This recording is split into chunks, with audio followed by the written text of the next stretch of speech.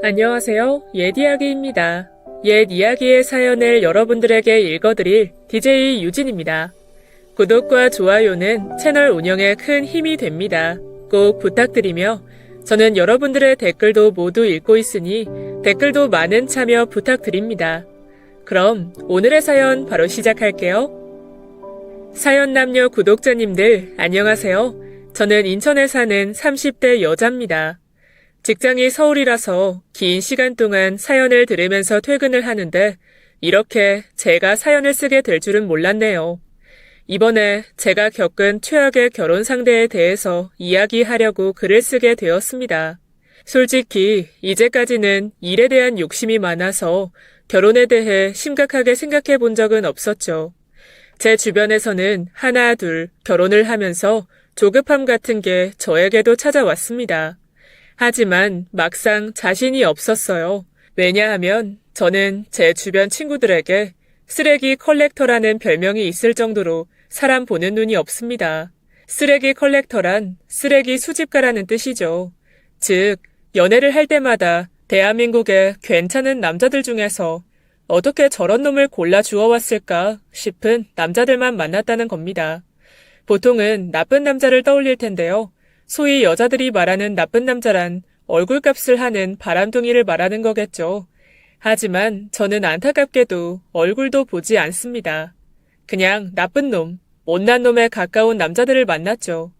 이유가 뭘까? 저도 생각을 해보지 않은 건 아닙니다. 제 이상형은 그냥 착한 남자였거든요. 조건도 몸매도 얼굴도 보지 않았는데 오히려 조건을 꼼꼼하게 따지는 친구가 더 좋은 사람을 만나는 건 지금도 미스테리입니다. 그 사람을 만나기 전까지 연애는 총 3번이었어요.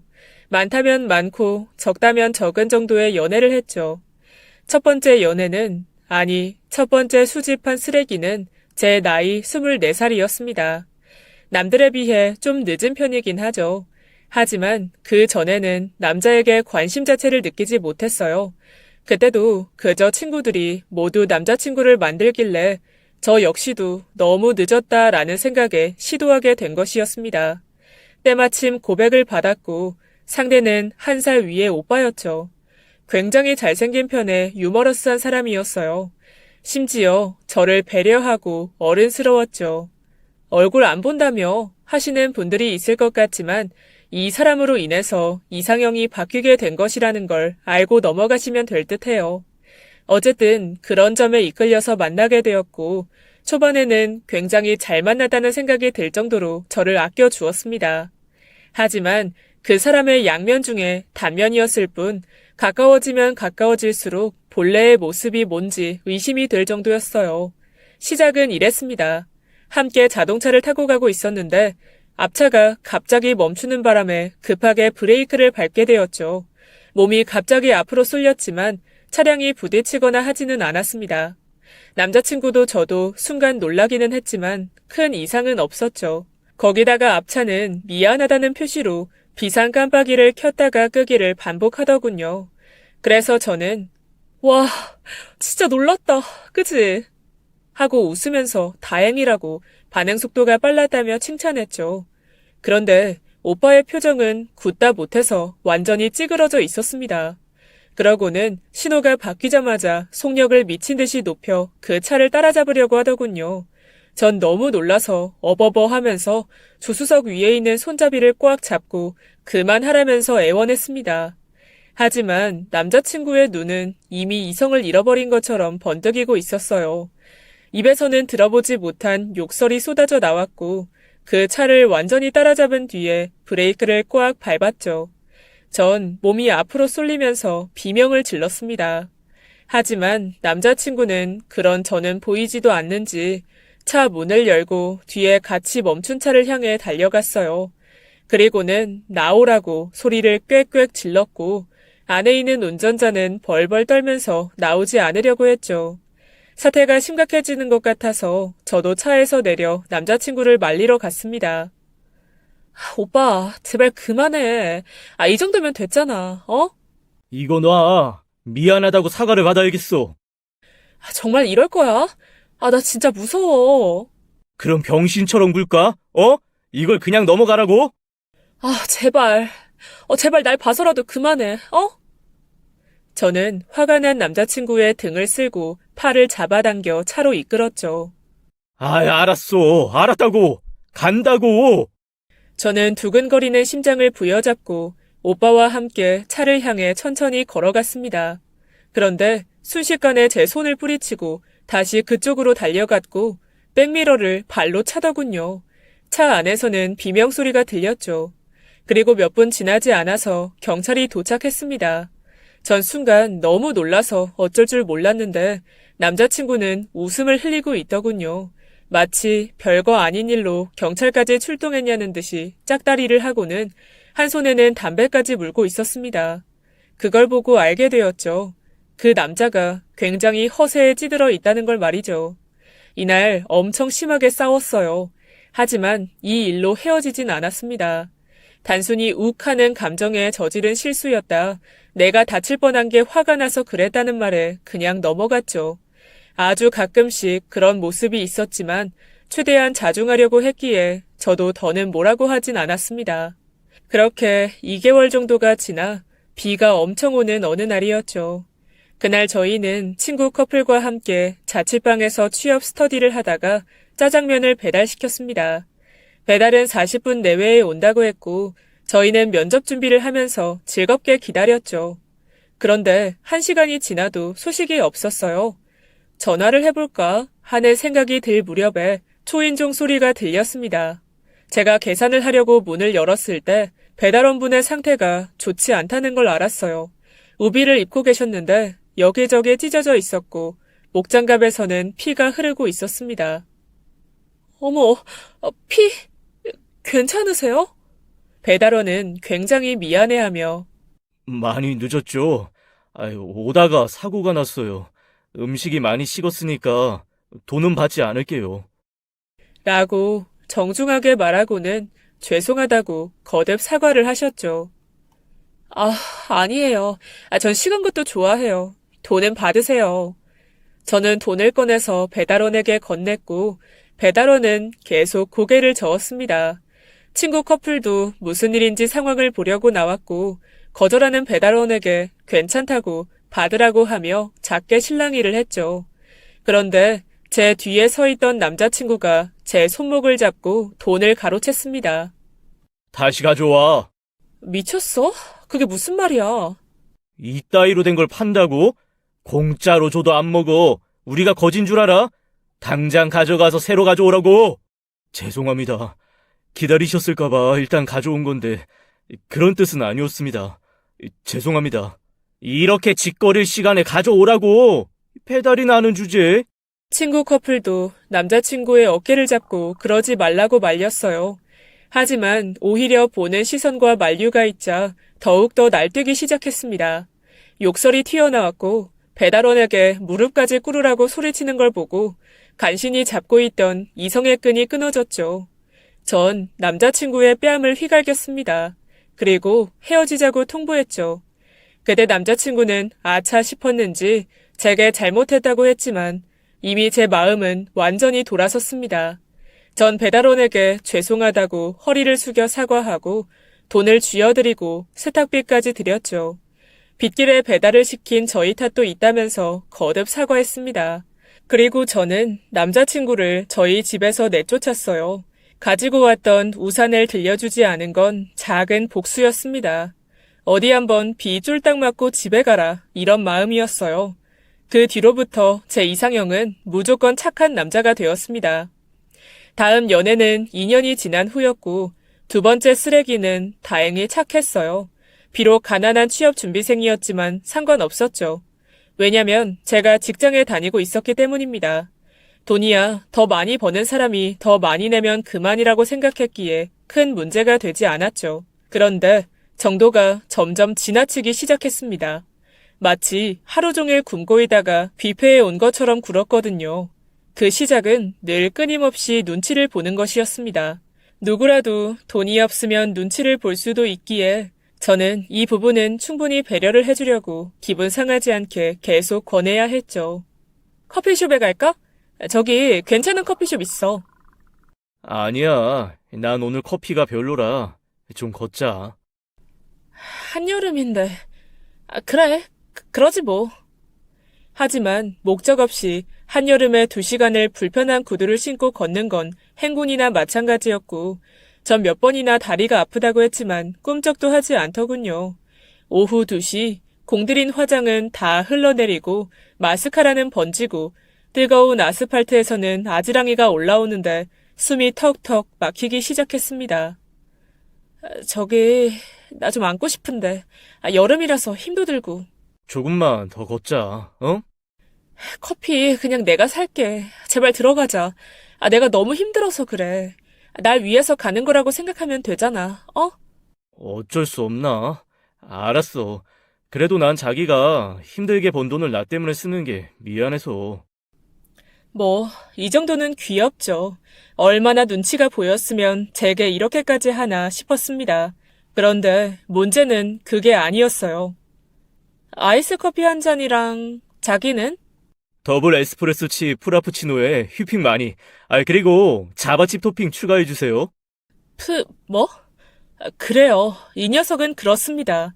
이 녀석은 가장 비싼 커피숍에서 저는 살면서 한 번도 먹어보지 못한 김, 수완무, 거북이와 두루미 같이 이름이 길고 장식이 엄청나게 올라간 그런 음료를 시키는 거였죠. 눈이 핑핑 돌아갈 정도로 높게 쌓은 과자들을 아삭아삭 씹으면서 저에게 부담 줘서 미안하다고 하는 걸 보니 이게 착한 건지 눈치가 없는 건지 헷갈리기 시작했습니다. 하지만 그 정도도 솔직히 귀여웠어요. 좀 부담이 되기는 했지만 그간 얼마나 못 먹었으면 하는 짠한 생각이 들었기 때문이죠. 이런 일은 식사를 할 때도 그랬고 선물을 줄 때도 있었습니다. 전 덕분에 가장 비싼 한우도 먹어보게 되었고 명품이라는 것도 사보았죠. 연애를 하는 내내 제가 받은 거라고는 바짝 마른 드라이 플라워와 여자들 손톱에 바르는 영양제가 전부였습니다. 그게 제 생일 선물이었죠. 그런데 말입니다. 이거 봐. 죽이지? 이거 진짜 최고야. 이거 최신형 아이폰이네? 어디서 났어? 당연히 샀지. 뭘 어디서 나. 이거 사려고 2달간 용돈을 얼마나 모았는지 몰라. 뭐? 용돈? 용돈을 얼마나 받는데? 200 정도? 월세 내고 관리비 내고 식비하고. 헛웃음이 나더군요. 제 월급이 새우 180 정도였기 때문이었죠. 저는 이를 꽉 깨물고 물었습니다. 200? 그렇게나 많이? 자기 집 어렵다고 했잖아. 어렵지. 아버지가 택시 기사 하시는데 내가 얼른 취업이 되어야 할 텐데 걱정이다. 전 화는 났지만 참았어요. 이제까지 그 정도로 용돈을 받는지 몰랐던 건 저였고 남자친구도 일부러 제게 돈을 쓰지 않은 건 아닐 거라고 애써 이해하려 했습니다. 그래도 200인데 내 월급보단 많잖아. 그럼 오늘은 네가 밥 사. 나 맛있는 거 사주라. 어쩌지? 나 차비만 가지고 왔는데. 또? 왜 매번 나 만날 때마다 차비만 들고 와? 그야, 자긴 돈 벌잖아. 난 부모님이 준 용돈이고 용돈으로 연애를 하면 부모님한테 미안하잖아. 안 그래? 이때 전 이미 너덜너덜해진 이성의 끈을 놓았죠. 야, 용돈으로 연애하는 건 미안하고 최신형 휴대폰 사는 건 괜찮니? 너 저번에는 게임 전용 노트북도 샀지? 그건 취업 준비용이라고 치고 넘어갔다. 근데 뭐? 내 돈으로는 괜찮다고? 기가 막혀 진짜. 넌 다음 생에 꼭 모기로 태어나라. 내가 불로 태워서 죽여버릴 거니까. 이 등골만 빨아먹는 기생충아. 님은 갔습니다. 제 2번째 쓰레기를 그렇게 훨훨 태워 보냈어요. 2년쯤 뒤에는 다니고 있던 회사도 그만뒀습니다. 그리고 자기 개발에 열중하기 시작했어요. 각종 자격증을 따면서 좀 더 좋은 조건의 회사에 취업을 하려고 했죠. 그렇게 1년 정도가 흘렀을 때 3번째 쓰레기를 만나게 되었습니다. 집 근처 헬스장에서 운동을 하다가 만나게 되었죠. 상대가 제게 먼저 말을 걸었어요. 솔직히 당황스러울 정도로 너무 어려 보였는데 실제로도 4살이나 연하였습니다. 순하고 착했고 무엇보다 저와 대화가 잘 통했어요. 하지만 외모는 앞선 연애에 비해서는 많이, 아주 많이 떨어지는 편이었습니다. 친구들이 다 말릴 정도였죠. 제 키가 165입니다. 근데 그 녀석은 160이었죠. 비율도 좋지 않아서 머리가 굉장히 컸고 어깨는 정말 좁았습니다. 바로 그 좁은 어깨를 넓게 키우기 위해서 헬스장에 등록했다고 하더군요. 집안도 좋은 편은 아니었고 비록 아르바이트를 하고 있었지만 상관없었습니다. 이유는? 누나, 이건 내가 살게. 나 월급 탔거든. 딱 이 말 한마디로 전 남자친구보다는 나은 사람이라고 판단했거든요. 그래서 연하임에도 불구하고 저는 고백을 받아들였습니다. 덕분에 연하를 만나는 것에 최대의 장점을 알게 되었어요. 좋은 습관을 제가 만들 수 있다는 점이랄까?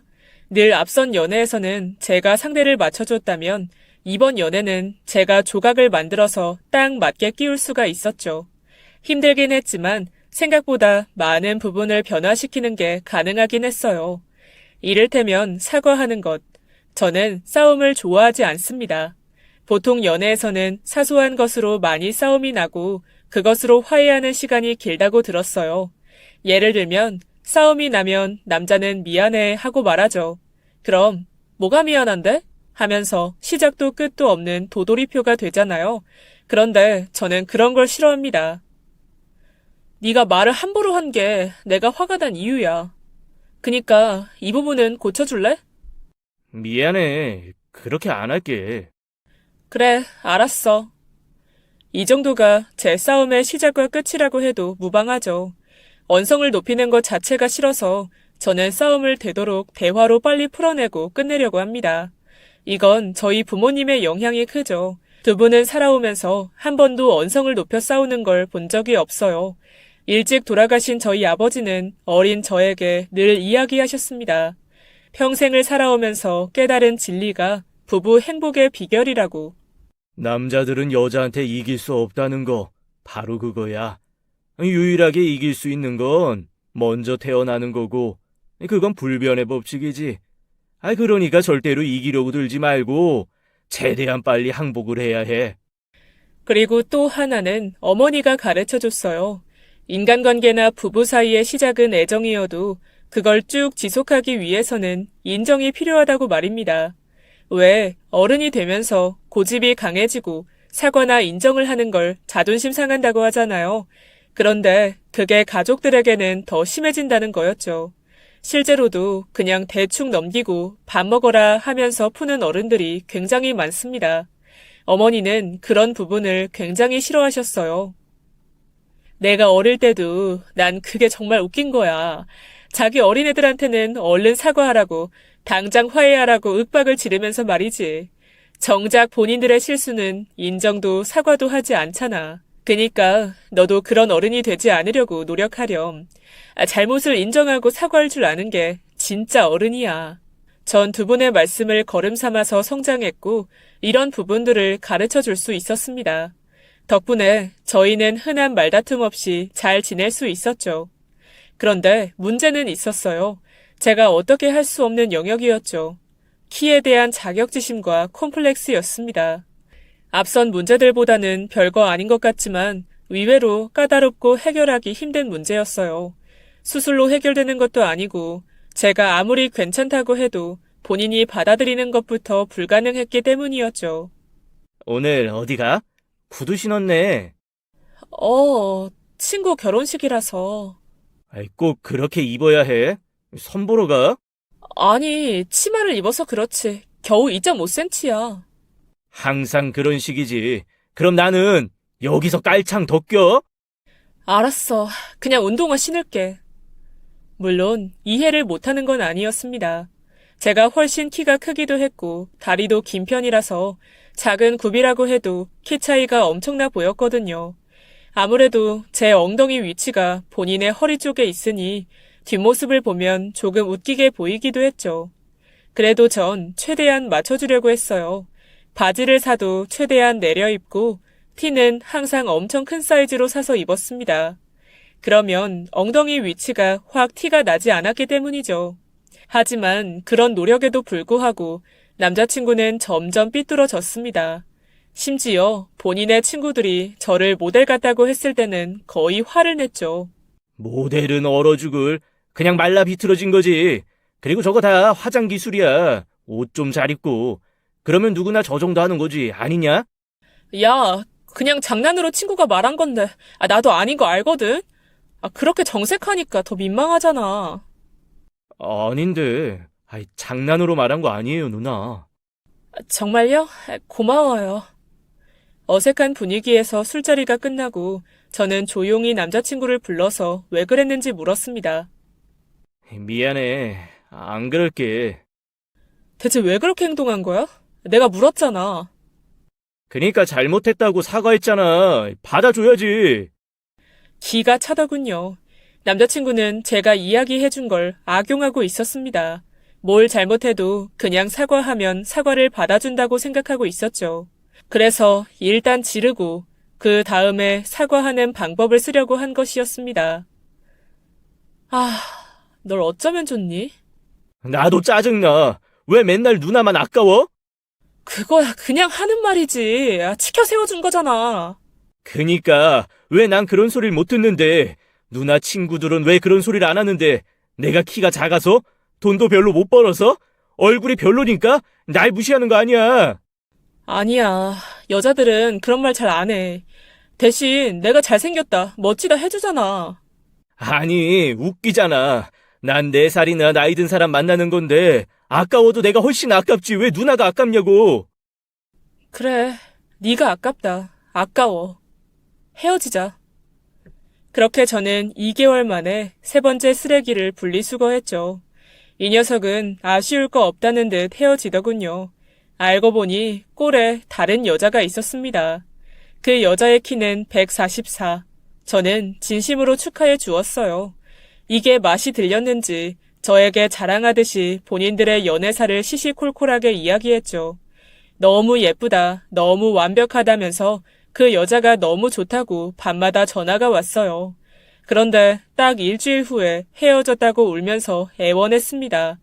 다시 돌아와 달라고 했죠. 전 딱 한마디를 했습니다. 꺼져. 라고 말이죠. 짧은 몇 번의 연애에서 제가 모은 쓰레기는 이걸로 끝이길 바랬습니다.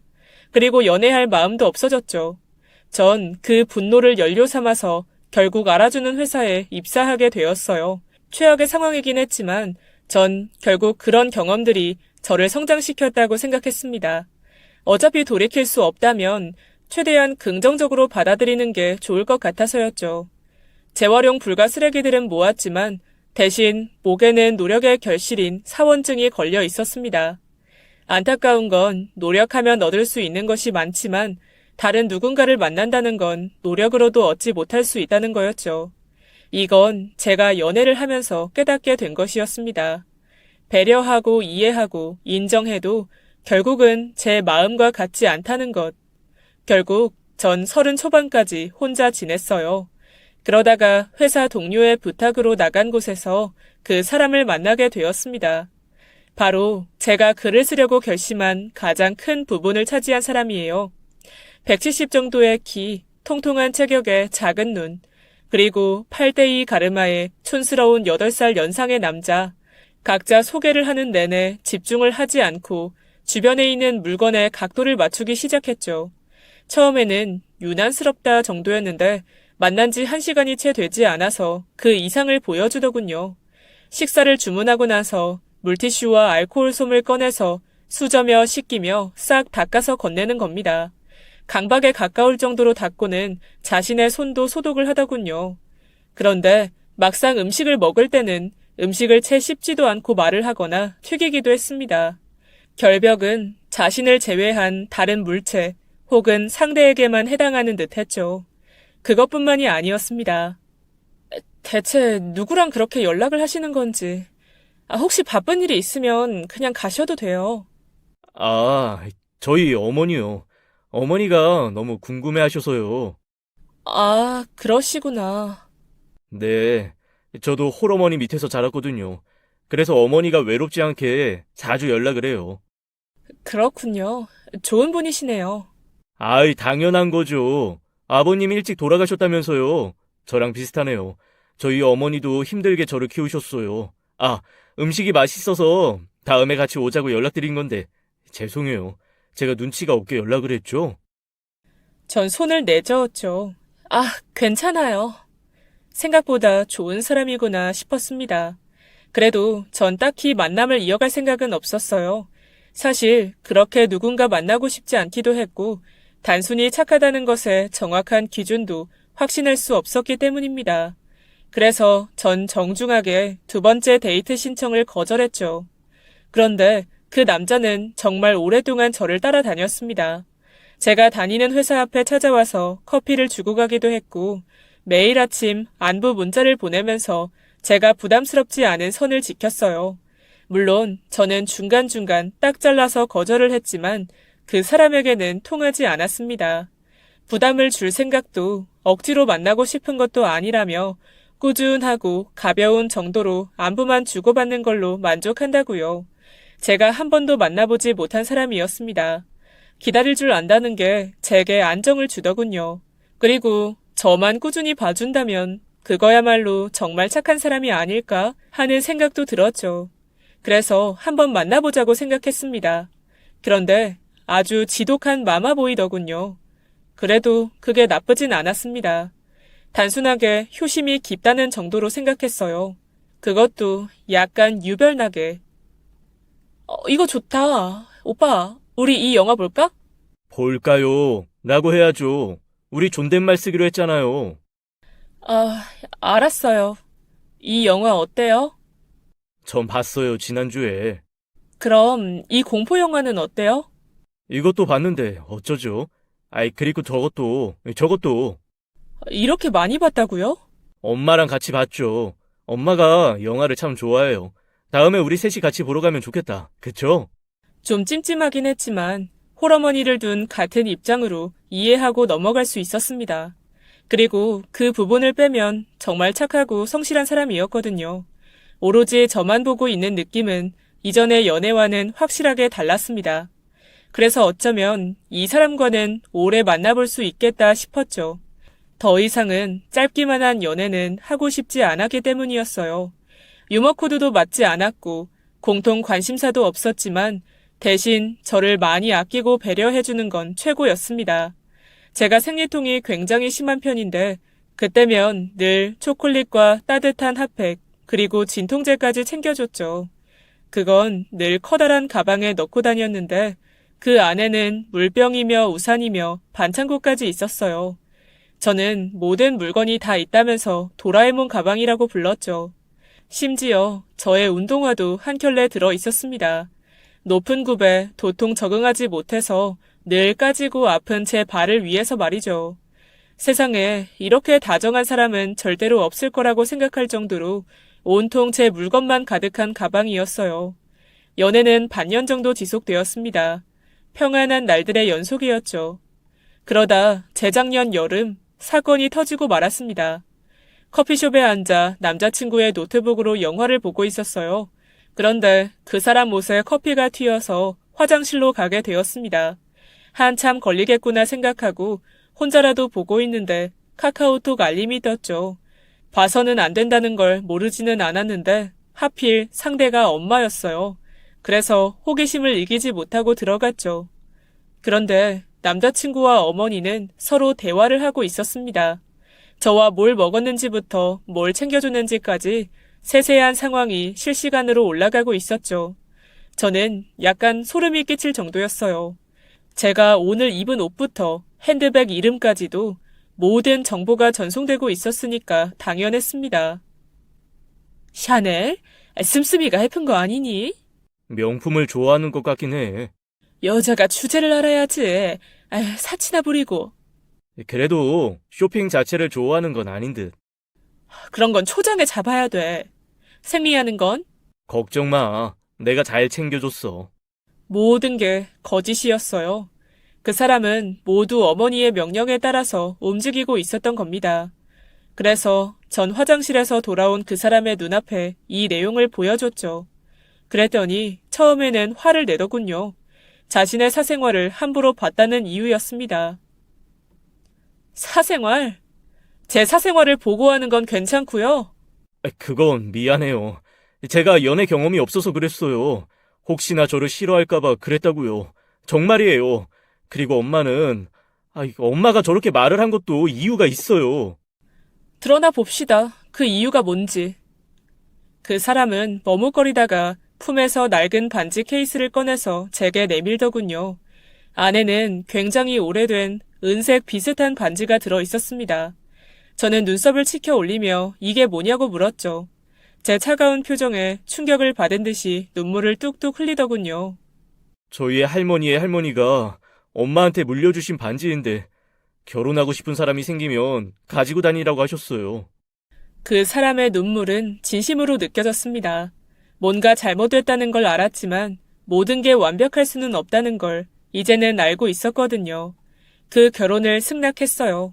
저는 아무리 맞지 않아도 서로 조금씩 양보하면 된다고 생각했습니다. 맞춰가다 보면 저희 부모님처럼 그렇게 살 수 있지 않을까 하는 그런 생각이 들었죠. 저는 저희 어머니께 말씀드렸고 그 사람도 그렇게 결혼 진행을 알렸습니다. 운이 따라줬는지 제가 아파트 청약에 당첨됐는데 입주 날짜까지 결혼식과 비슷하게 맞춰져서 너무나 순조롭게 시작하게 되었죠. 애초에 당첨 사실도 몰랐던 그 사람도 뛸 듯이 좋아했고 저 역시도 마찬가지였습니다. 하지만 코로나로 인해 결혼식 날짜를 미루고 또 미루게 되었어요. 이사도 돕고 짐 정리하는 것도 내가 도울게요. 이왕 이렇게 된 거 미리 들어가서 살아도 좋고요. 어? 갑자기요? 실은 결혼 후에 내 방을 꾸미고 싶었거든요. 시간 들여서 천천히 하면 좋잖아요. 그렇죠?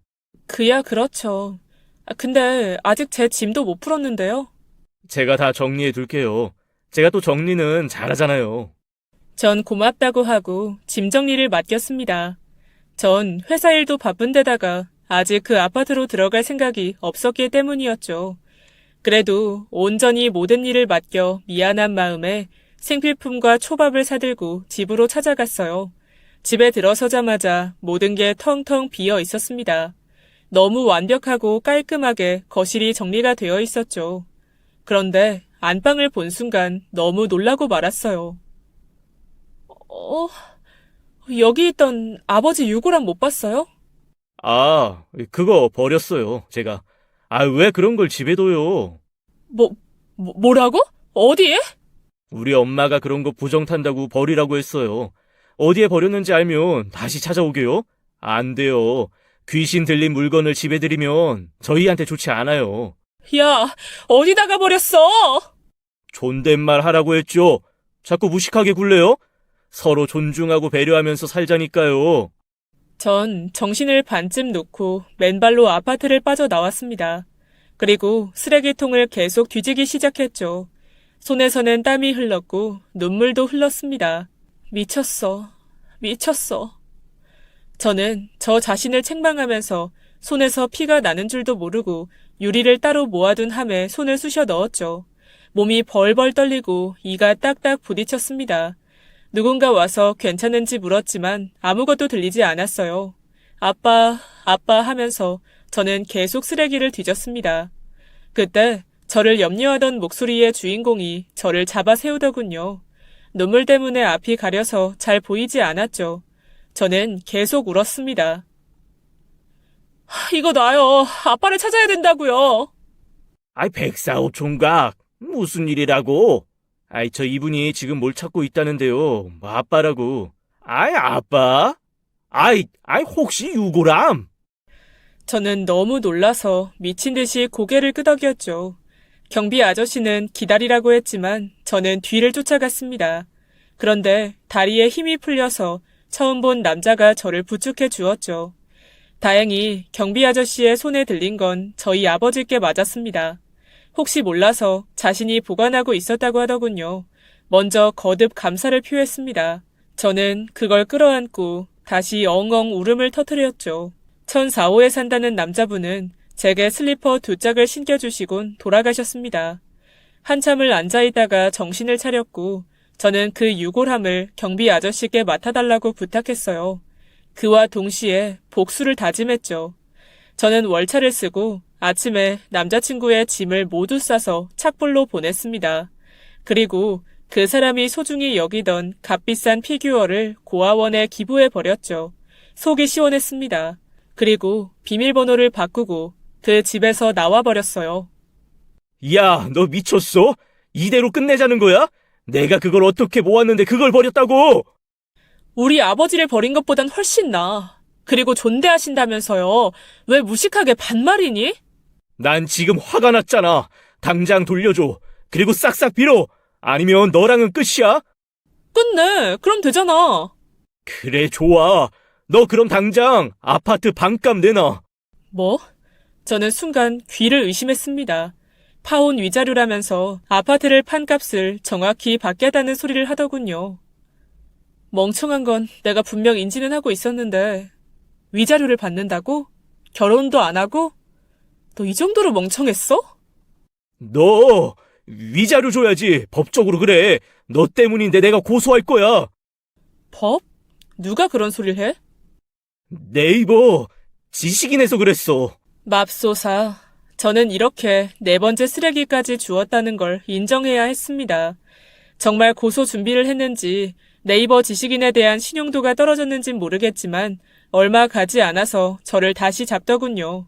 그래도 통하지 않자 자신이 준 걸 도로 돌려달라고 했습니다. 그래서 결국 한 번 만나서 얼굴에 반지를 던져줬죠. 그게 전부였으니까요. 이게 제 사랑의 끝이었습니다. 조건을 너무 보지 않은 게 제 문제였다고 친구들이 그러더군요. 조건을 보는 건 이력서와 같다고 상대를 모르니까 얼마나 열심히 살았는지 라도 알기 위한 거라고 했죠. 그 말도 일리가 있는 것 같습니다. 저는 조건을 보지 않고 사람을 보려고 했지만 결국 오만이었고 결국 전 그 누구도 얻지 못했으니까요. 하지만 전 괜찮습니다. 후회도 원망도 하지 않아요. 그러기에는 제 인생이 너무 아까우니까 말입니다. 그게 벌써 3달 전이네요. 얼마 전에 어머니와 분양받은 아파트로 들어왔죠. 그리고 1004호 남자와 동네 친구가 되었습니다. 그러다 바로 어제 고백을 받았어요. 잘 모르겠지만 만나보려고 합니다. 전처럼 저번 연애보다 나은 사람이면 된다가 아니라 한 번도 상처받지 않은 것처럼 사랑해보려고요. 후회 없이. 지금까지 예디약이었습니다. 끝까지 함께해 주신 여러분 진심으로 감사드리며 저는 내일 이 시간 다시 돌아올게요. 감사합니다.